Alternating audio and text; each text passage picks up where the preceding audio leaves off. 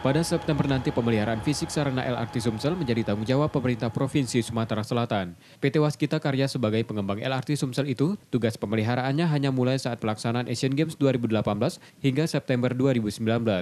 Pemeliharaan fisik sarana kereta ringan itu berupa pengecatan, perbaikan taman, dan semua penunjang LRT pertama di Indonesia itu. Namun pengembang tak merinci berapa biaya perawatan selama ini.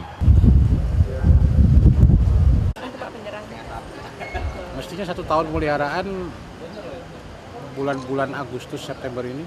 Karena waktu itu kita kan mulai operasionalnya pada saat Asian Games ya, 1 tahun. Berarti itu dari Waskita udah nggak lagi ngerawat.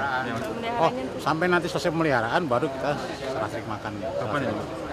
Kira-kira September, Agustus September ini. LRT Sumsel sendiri sudah 1 tahun dioperasikan dan sudah digunakan sekitar 2,2 juta warga yang awal penggunaannya untuk sarana penunjang Asian Games 2018.